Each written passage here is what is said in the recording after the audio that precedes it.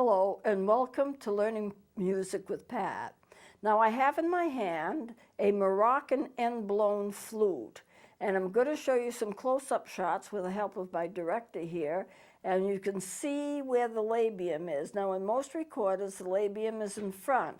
In this case it still is in front, but everything seems backwards. The labium is right here. If I tip it, then you can see quite clearly that little dark kind of semi-moon shape on the top. That's the mouthpiece. And then if I tip it a little further, you can see there's a darker colored area in the center. That's the block. So you have, and this is Moroccan, you don't have a regular mouthpiece, and yet it acts like a regular mouthpiece, because in the mouthpiece you can see there's a curve to it and it sticks up, but this would be like a stick that was just plain cut flat across. Labium right here, mouthpiece right here, and the block you can see, it's the inner part of it. And that does the same thing as a regular mouthpiece on a recorder does. Now, to play it, you have got to get your mouth between that labium and that mouthpiece. You've got to have your lower lip between these two. That's kind of a trick. Your mouth has got to cover the mouthpiece on top, but it can't cover the labium right below it. So the trick to playing it is to get your mouth in exactly the right position so your lip is above the labium and your mouth is covering the mouthpiece. How does that work? And then the keys, the tone holes, of course, have got to be in front, so all of this stuff is in the back.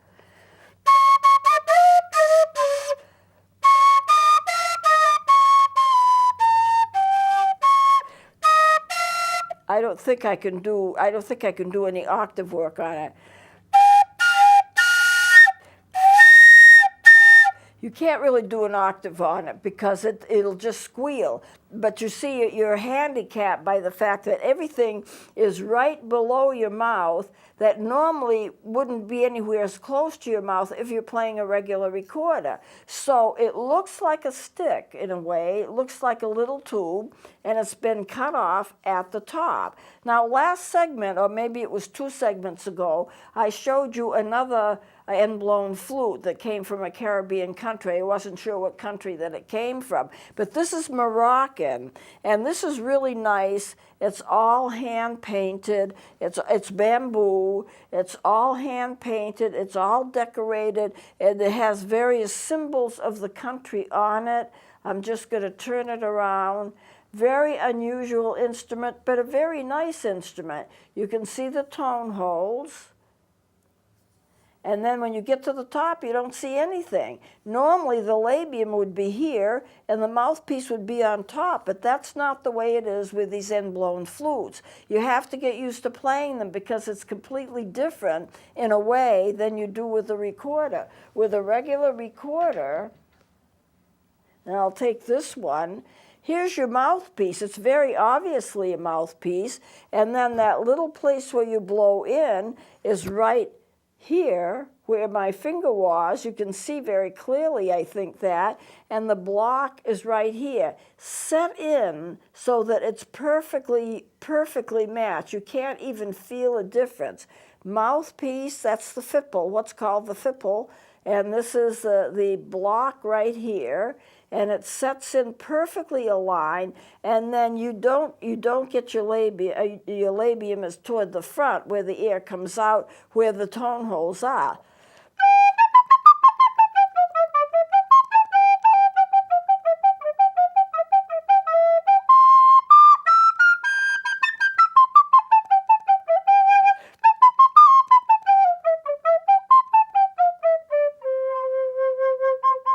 That's the lowest note you can get. That C is the lowest note that you can get.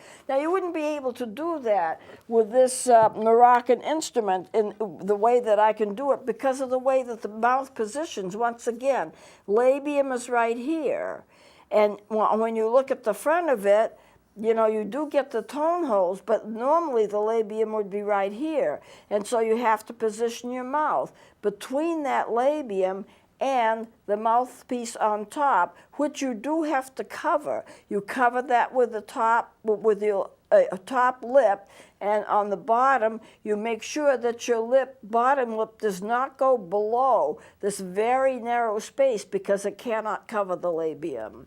So it makes it a lot harder to play, but it's interesting. It does play. It plays well, and I think people of that culture can easily learn how to play this. It's just we're not used to playing an instrument like that. But I think it's a gorgeous instrument, and it was given to me as a gift. A lot of people give me unusual instruments as gifts, and this one comes from Morocco. And if you were here, you'd be able to see little knife edgings, that the little etching of the knives as they carve the design into it, which I don't think you're going to be able to see on television. But very, very nice instrument. So I decided to bring that one in today. Now, I want to talk to you about reading music, and we're going to use the charts to do it, because music is a language, and we do read it. So I'm going to start with by the very beginning to show you the staff, to show you things like that you probably already know. But if you're new and you don't know music at all, this will be kind of an introduction for you. If you do know music, then this will be an interesting review. Now, if you look at this picture here, I just have a couple of treble clefs here. This is the treble clef, and most of the woodwind instruments play on the treble clef. We don't play bass, but I will be showing you the bass. Now, here's the treble clef and here's the bass clef. The bass is a little round, you know, like a bented cane with two little dots. That's the bass. Now, woodwind instruments don't play the bass except for the bass recorder, which is about 3 or so feet long, which I have. They do play the bass, but I've seen treble fingerings for it as well, so maybe it plays both. This is a staff. When you write your music, a staff consists of 5 lines. 1, 2, 3, 4, 5. You can write notes in the spaces. You can write notes on the lines. You can write notes above and below the lines too. But when you do that, you have to add extra lines, and they are called ledger lines. You can't draw the line all the way across, because if you did, you'd have 10, 15 lines and right beside each other, and you wouldn't know how to read the music. It would be way too hard to read. So you do just the short lines where the notes are. Now, here is the staff again, and these lines are called bar lines. However, and these spaces between the lines are called measures. So these are measures, these are bar lines. Sometimes these spaces are also called bars, but most of the time they're called ledgers. So here we have a staff, and this is a treble clef, and here I have 2 flats. That is the key signature. The key signature is going to be whatever sharps or flats are on the music. That's what it's going to be. Now, you can have a different amount of flats or a different amount of sharps, but it's called the key signature. And this is in the key of B flat, because the key of B flat has 2 flats. And this is the time signature. It tells you how many beats are in a measure and what kind of note they are. Now, you don't have to stick with that note. You can write any kind of note you want, but it has to be the equivalent of 4 beats, because 4 beats is what's allowed.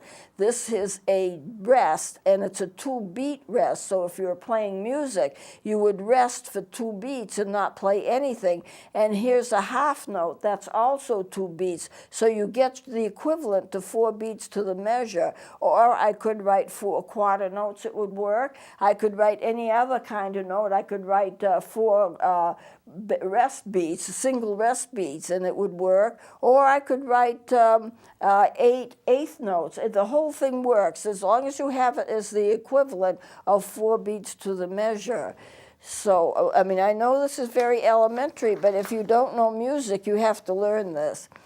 Now, here's the treble clef, And these are the ledger lines. Even though the music is written up here, if you want to go to music that's lower than the staff, you write these little ledger lines. A clarinet, by the way, can do this.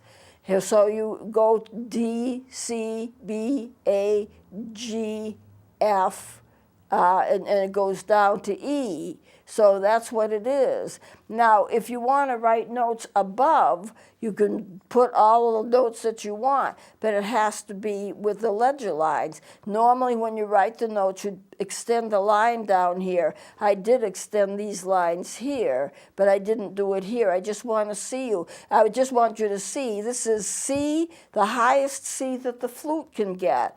1, 2, 3, 4, 5 ledger lines, and the flutes could get way, way high like that. And so I've got them measured. G, A, B, C, D, E, F, G, A, B, C. Now the piano can go above by another octave, but if you did that, if you wrote it out like with the ledger lines, you'd have to have 10 ledger lines. You could hardly read the music. It would be so complicated. So instead of doing that, they use a symbol, 8VA, and since this is a woodwinds class, I didn't put it in, but if you put 8VA, that means play it an octave higher than it's written. So this would be a high C, and this would be the C above high C, which the flutes can do. You know, recorders can't, but the flutes can do that. So it gets to be a little complicated, but you can understand it when it's explained out to you because it makes some common sense. For the flute, this is called middle C or low C, and that's the lowest that the flute can get. The recorders can get it too.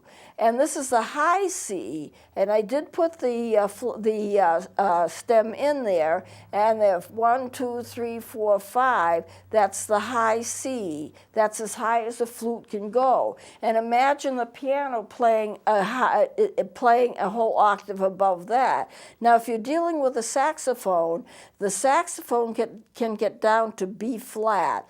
That is like a step and a half below low C. This would be low C, and B flat is below that. And they also can get the high F. So here again, you do the ledger lines. This is a ledger line as well, even though there's just one line. It doesn't have to be a bunch of lines. It's one line. This is a ledger line as well. It just goes through that note and makes that a C. Without that line, it would be a D, but that line makes it a C.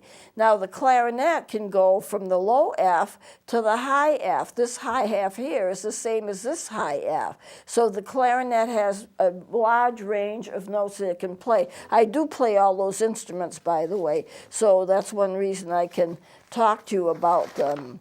Now, we also have octaves. I've got to watch my time here. We also have octaves. When I start teaching the recorder, I teach B, A, G, F, E, D, and that's, I'll take the recorder out, and just to show it, this will be the B, A, G, F, E, D. Now that's 6 notes, but an octave only has 8 notes, so that's 6 notes of the octave. And I want to mention that the saxophone, which was my first instrument and the one I've had the most training on, the saxophone plays this scale exactly the same way, exactly the same fingerings. Even the C, B, A, G, F, E, D, C is exactly the same on the saxophone as it is on the recorder. When you get to a higher octave, it changes a little, but that's all right. You have one whole octave that's the same. That's why it's good to start out, if you're going to be playing woodwinds, to play something like a recorder. For one thing, the recorder is not a toy. You can play all kinds of wonderful music on it. It's a regular instrument, but you don't have to worry about pads, keys, cork, rods, reed, things like that. You don't have to worry about any of that stuff because you don't have those on the recorder, but it still gives you the basic fingering patterns of most of the woodwind instruments. So most of the woodwind instruments play fairly similar to the recorder, and you can branch out and play other instruments, but of course the embouchures are going to be a little different. You've got to talk about reeds. How long does a reed last? When do you change the reed? What do you do if a reed chips? There's a lot of extra things that you have to know when you're playing sax and clarinet, and also oboe, bassoon, and flute, except the flute, of course, doesn't have a reed. You blow across it. So that is what I teach when I first teach the B, A, G, F, E, D. This is the higher octave. This note B is the same as this note B, but it's an octave up. B, A, G, F, E, D. And notice the lines. These are lines. This is a ledger line. This is a ledger line. Sometimes a note, the ledger line will go through a note. Sometimes it'll go under a note. This note is a little higher, one step, than this A. So you see, you just learn this as you go along. Whoops, let me flip the page. Now here's another scale. This is D, E, F, G, A, B, and C, and D. So if you're doing it on a higher F, the recorders can get all of this. The recorders can't get above this high C, but the higher octave is D, E, F, G, A, B, C, and D. And notice that D has two ledger lines, and they are below the note. This C has two ledger lines, and one of them is through the note. So these are all ledger lines. This is the staff. When you look at a note, this is the body of the note, just taking this one here, but they're all alike. The body of the note and the stem that goes down. If I were to put a little line on here to make it an 8th note or a 16th note, that would be called a flag. Everything is denoted. Now, I want to pull this out. Hopefully you'll be able to see this all right. Staff, the 5 lines, the treble clef, the bar lines. These are measures sometimes called bars. This is the bass clef with the 2 little dots, and that I'm going to call it like a bent cane or something to make it easier to remember. Here's the whole note. It has the body of the note, no stems, no flags. Here's the half note. It has the body of the note and 1 stem. They all have 1 stem. Here's a 16th note, 1 stem, 2 flags. This is a dotted 8th and 16th. Here's the 8th note, and it's dotted. And this acts as the flag. And this here, the little flag is right here. So they combine together to be 1 beat.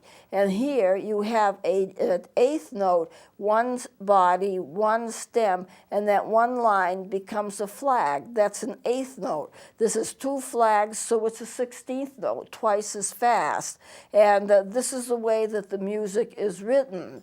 So I couldn't put that conveniently on 1 page. And here's a group of just the scales. A scale from C all the way up to that high C.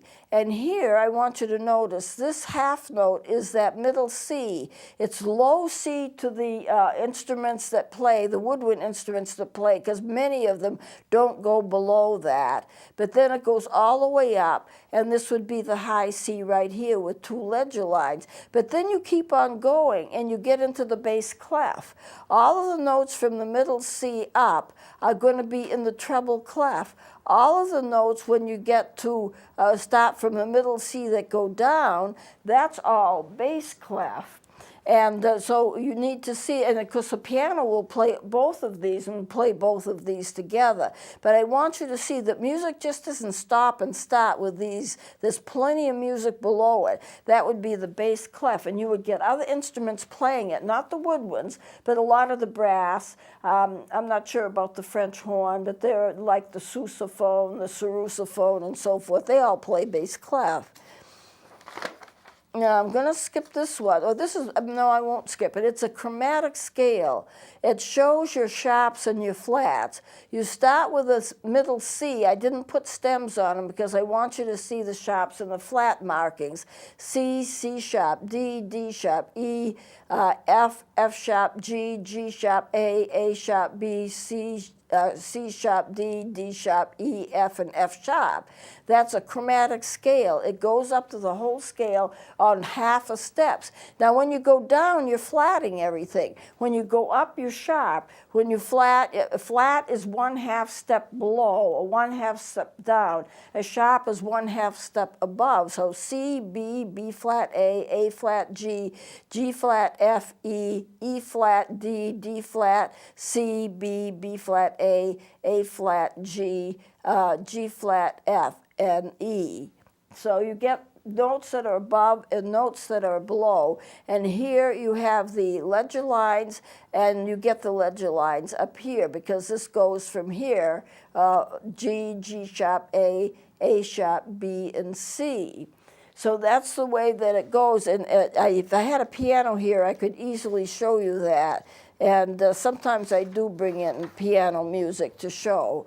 Chromatic scale of C in 2 octaves. And I'm not going to go over every note. It's going to be hard for you to see it. But starting at C, middle C, going up 2 octaves to the C, all done chromatically. In other words, 1 step after 1 step after 1 step.